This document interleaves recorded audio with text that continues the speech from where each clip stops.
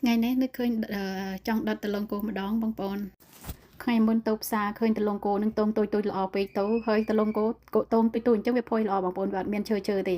ហើយយកមកទៅនឹកឃើញថាចង់ស្ងោតែដល់ពេលនេះនឹកឃើញអាំងសម័យកាលនៅគុធំជាមួយពុកហើយដលងគោកាលណាតែយើងបកទៅដយអញ្ចឹងមានន័យថាផុយល្អបើបកអត់ដយនឹងតាត់ផុយទេដេកតែស្អិតដូចសាច់តាន់ស្អិតបងប្អូនហើយនេះតែតងតូចអញ្ចឹងគឺសាច់ដលងផុយល្អហើយអាំងទៅត្រឡប់មកអាំងនៅអូវ៉ែននឹកឃើញកាលអាំងនៅគុធំកាលនៅជាមួយពុកភ្លើងគល់ហើយយើងច្បាច់ទៅទន់អញ្ចឹងដឹងតែឆ្អិនហើយផុយហើយដលងផុសល្អទៀតឥឡូវឧបទាំងអស់គ្នាបងប្អូនផុសមែនឬមិនផុសមែនបងប្អូនទាយមើល no good let's get ទាយសាក់មើលអូផុសល្អបងប្អូន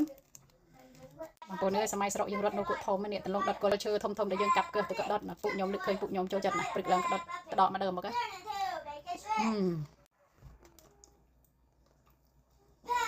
លងដុតភ្លើងគល់ we used to bake when I was in my village